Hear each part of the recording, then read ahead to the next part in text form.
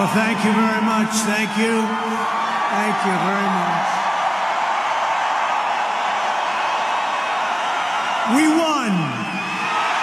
We won.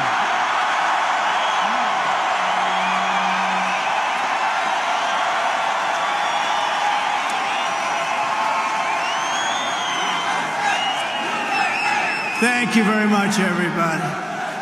What a good feeling. We like winning, don't we, huh? We're going to make our country greater than ever before. Hello, Washington, and hello, America. We're all over America. I'm thrilled to be back with so many friends, supporters, and true American patriots on the eve of taking back our country. That's what we're going to do, take back our country. Tomorrow at noon, the curtain closes on 4 long years of American decline, and we begin a brand new day of American strength and prosperity, dignity and pride. Bringing it all back. Once and for all, we're going to end the reign of a failed and corrupt political establishment in Washington, a failed administration. We're not going to take it anymore. We're going to stop the invasion of our borders. We're going to reclaim our wealth. We're going to unlock the liquid gold that's right under our feet, liquid gold. We're going to bring back law and order to our cities. We're going to restore patriotism to our schools, get radical left, woke ideologies the hell out of our military and out of our government. And we are going to make America great again.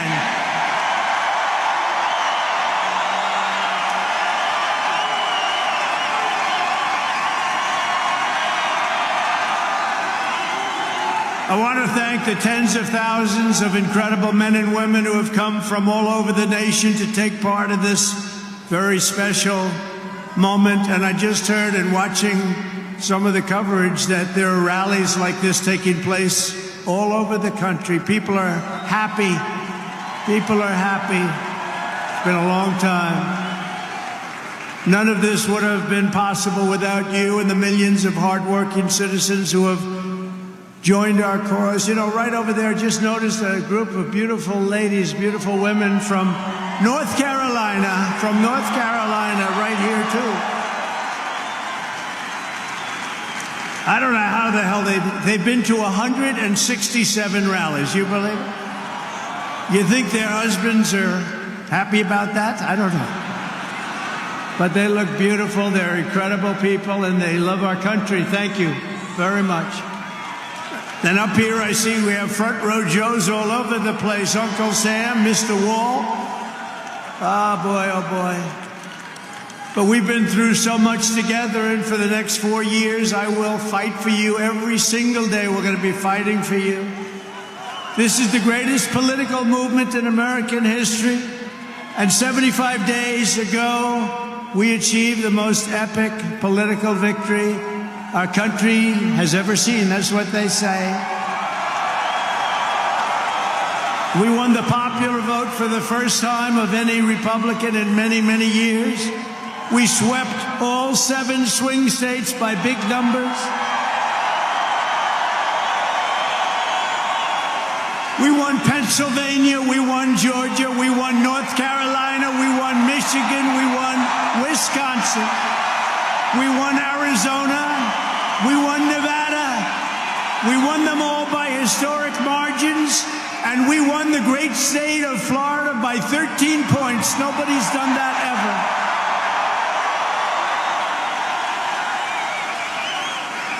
And a record that will never be broken. All 50 states shifted toward the Republican Party, the first time that that's ever happened. All 50 states. We won the largest number of African-American voters in Republican Party history.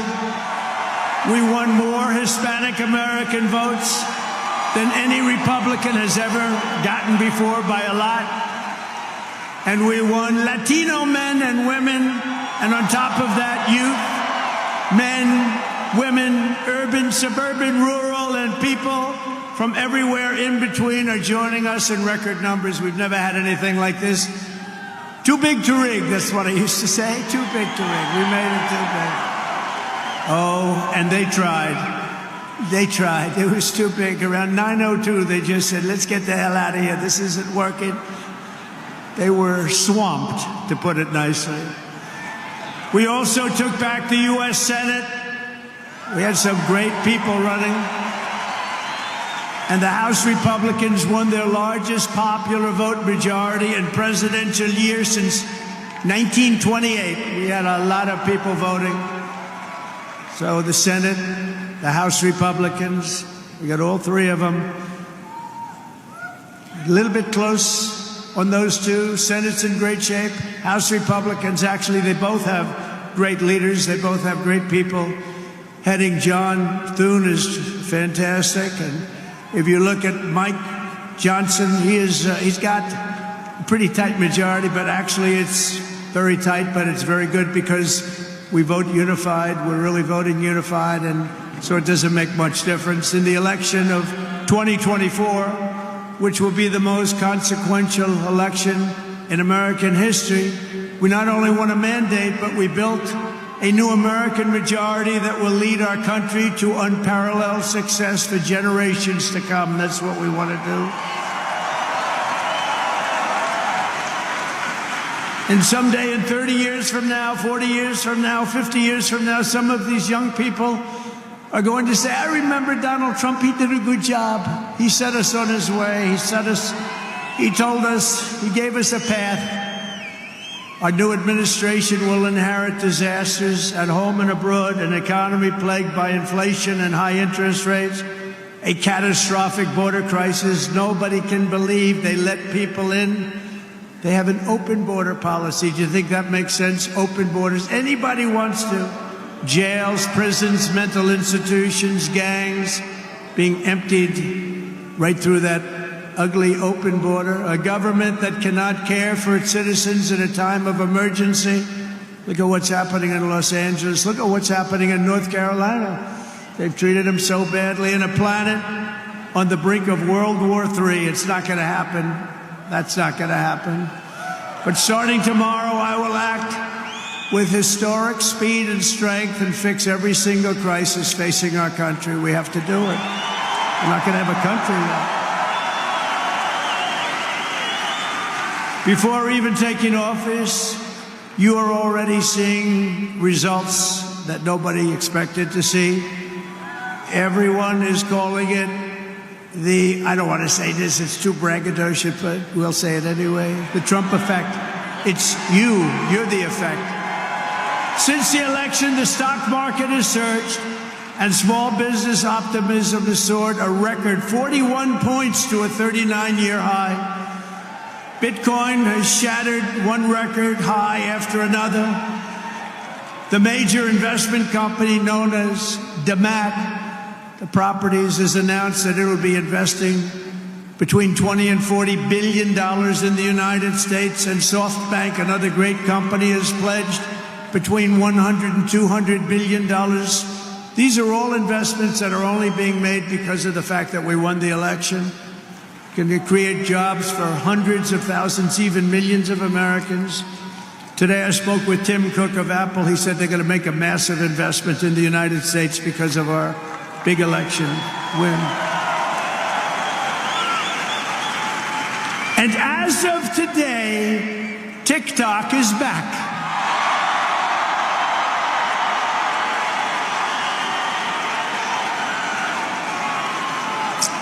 So, you know, I did a little TikTok thing. We have a guy, TikTok Jack. He's a young kid, like 21 years old.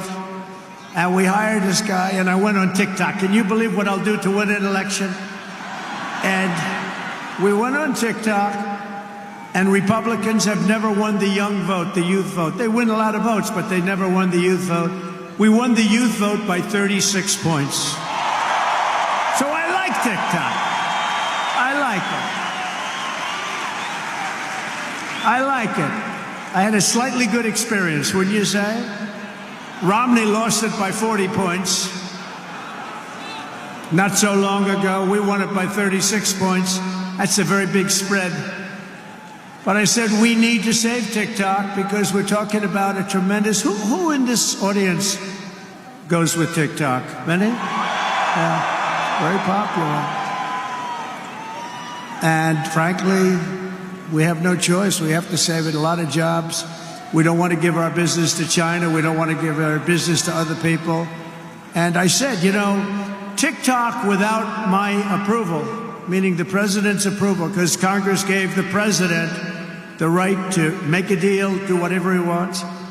And they did that a long time ago when they had a different president. They didn't know that I was going to be the president, I guess. So I said, very simply, a joint venture. So if TikTok is worth nothing, zero, without an approval, you know, if you don't approve, they're out of business, they're worth nothing. If you do approve, they're worth like $1 trillion. They're worth some crazy number. So I said, I'll approve, but let the United States of America own 50% of TikTok. I'm approving on behalf of the United States. So they'll have a partner, the United States, and they'll have a lot of bidders, and the United States will do what we call a joint venture. And there's no risk. We're not putting up any money. All we're doing is giving them the approval, without which they don't have anything. So I don't know. It sounds like that works. What do you think? Good? I think so. So whether you like TikTok or not, we're going to make a lot of money. Perhaps most beautiful of all, this week we achieved an epic ceasefire agreement as a first step toward lasting peace in the Middle East. And this agreement could only have happened as a result of our historic victory in November. That was some victory. Was that greatest? I don't even know which was greater, 2016 or this one. I think this one. Look, Honest Abe Lincoln. We have Honest Abe. We have Uncle Sam. You know, Uncle Sam shook my hand about 2 months ago. He's got the strongest grip I've ever... You are a strong man. I said, what the hell was that? But I'm glad to report that the first hostages have just been released.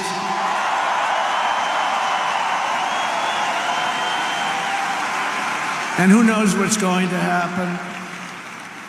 I know that Biden is saying that they made the deal. Well, you know,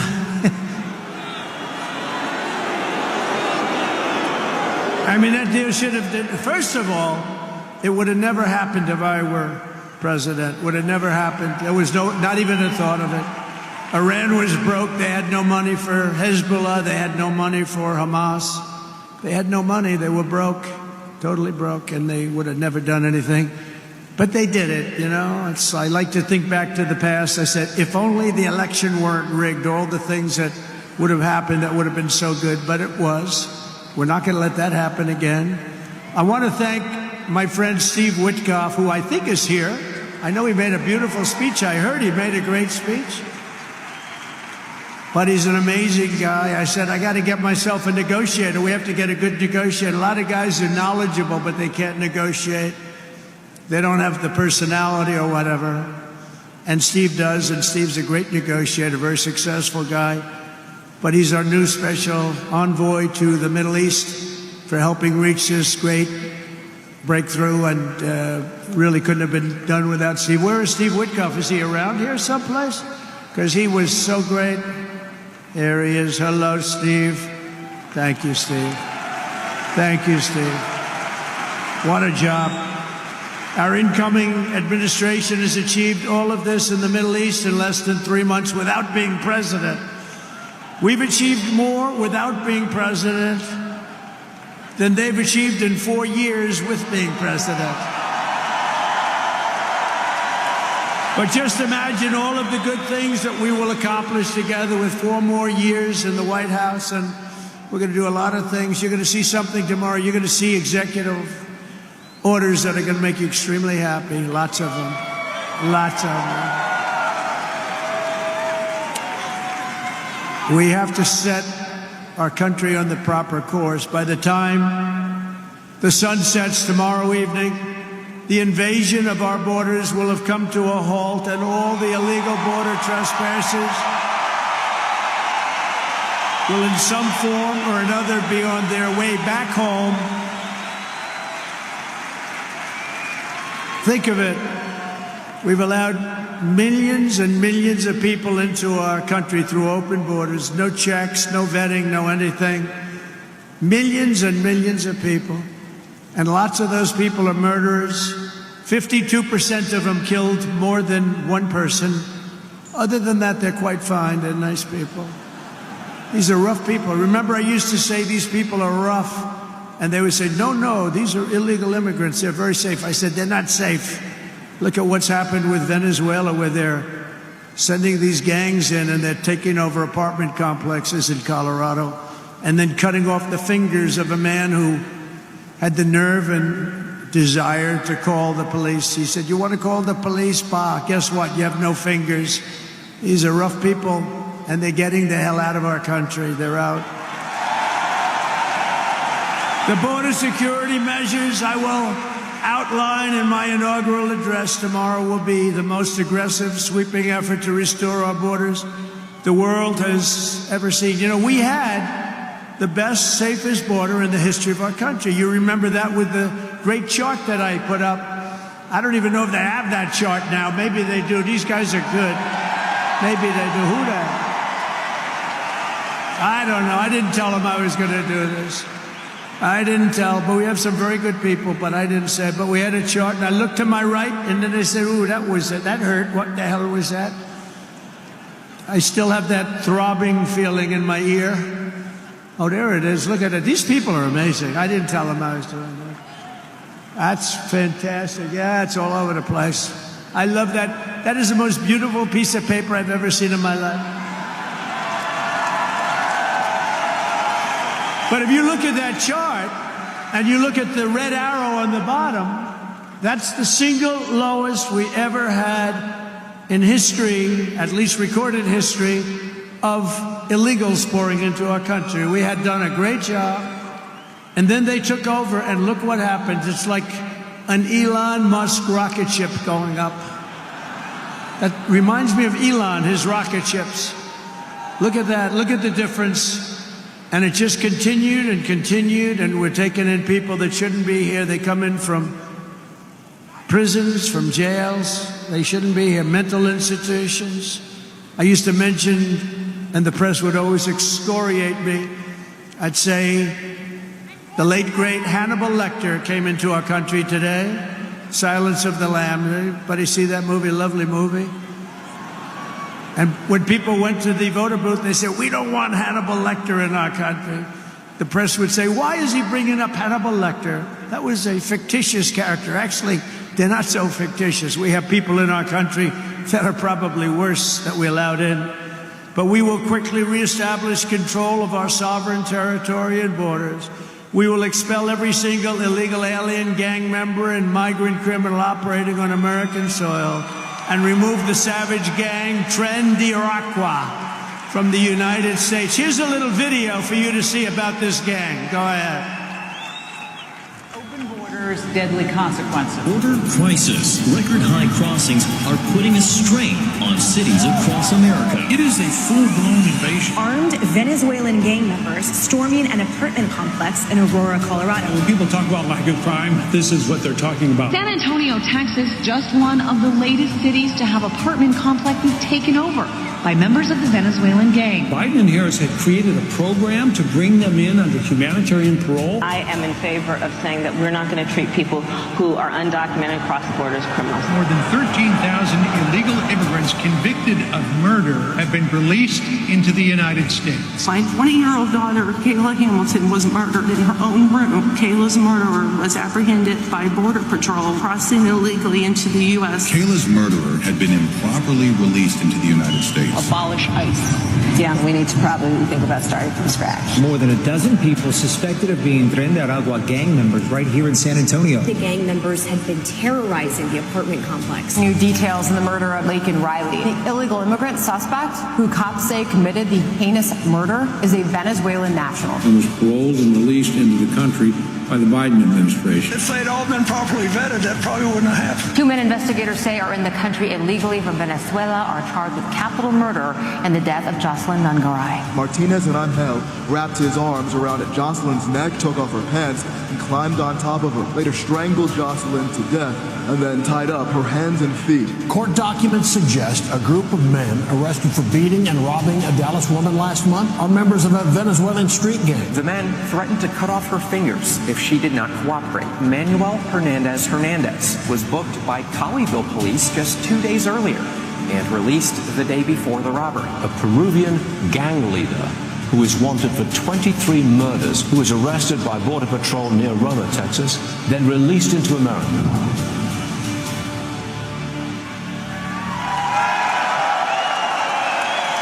That's what we allowed in, and they're nice people compared to some of them. They're nicer than others.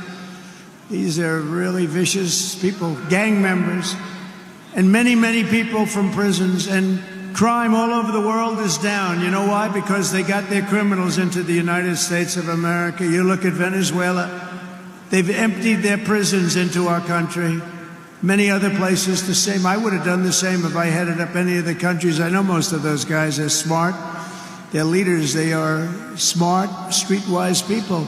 As soon as I heard they were going to have open borders, I said, if you do that, every prison all over the world is going to be emptied out into our country. They come in from the Congo. The Congo's big on emptying their prisons. The only thing good about it is they make our criminals look like really nice people. These people are vicious people all over the world, not just South America, all over the world they come. From mental institutions and from jails and prisons.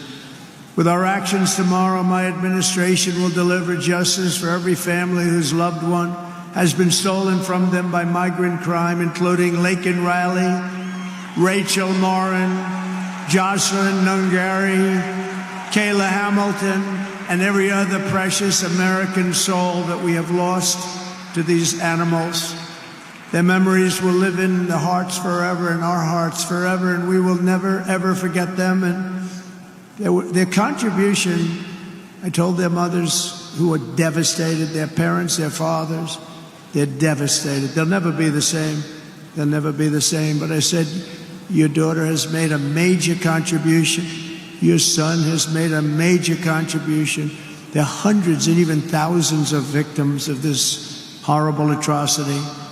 And you add those numbers to the numbers of crime that we're already going through the roof, and it's something that you wouldn't even believe. Do you remember I did the debate, and I had David Muir from ABC saying, no, crime has gone down. I said, no, it's gone through the roof. Crime has gone through the roof, David. No, crime has gone down.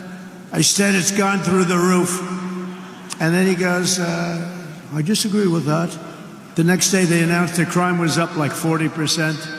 This guy is, the whole thing is it's so bad. You can't even imagine how anybody could be for these things of, think of it, open borders, prisons and mental institutions, men playing in women's sports, transgender for everyone.